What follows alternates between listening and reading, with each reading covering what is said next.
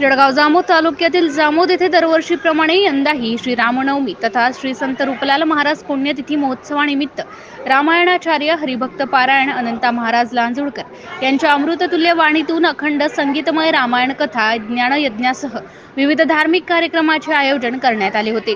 श्रीमद भागवत कथेसह रामनवमीच्या दिवशी रात्री 8 ते 10 पर्यंत हरिभक्त पारायण संस्कार महाराज अळसपुरे आनंदीकर बालकीर्तनकार यांच्या कीर्तनाचा कार्यक्रम संपन्न झाला। 17 एप्रिलला रामनवमीच्या दिवशी स्थानिक श्रीराम मंदिरात दुपारी 12 वाजता श्रीराम जन्मोत्सव सोहळा मोठ्या उत्साहात साजरा करण्यात आला। यानिमित्त भजनाचा कार्यक्रम संपन्न झाला। या प्रसंगी उपस्थित भाविकांना रामफळाचे व सुटाळ्यांचे प्रसादाचे वितरण करण्यात आले होते। यानंतर दुपारी 4 ते 8 वाजेपर्यंत श्रीरामचंद्र प्रभूंच्या रथाची गावातून भव्य मिरवणूक काढण्यात आली। या शोभायात्रेत असंख्य महिला भजनी मंडळ, लेझिम पथक व श्री गुरुदेव सेवा भजनी मंडळ, ढोलाचे भजनी मंडळ, सांप्रदायिक भजनी मंडळासह असंख्य भाविक हजारोंच्या संख्येने सहभागी झाले होते। जामोद येथे रामनवमी निमित्त डीजे मुक्त मिरवणूक काढण्यात आली व शिस्तबद्ध पद्धतीने मिरवणूक काढून पारंपरिक वाद्य व लेझिम पथक या मिरवणुकीत सहभागी झाले होते। संपूर्ण जामोद गावातून शांततेच्या मार्गात निघालेल्या या शोभायात्रेदरम्यान स्थानिक या ग्रामस्थांनी ठिकठिकाणी श्रीरामाची आरती करून जल्लोष साजरा करण्यात आला होता। MCN न्यूज मराठी करिता आकाश उमाळे, जामोद।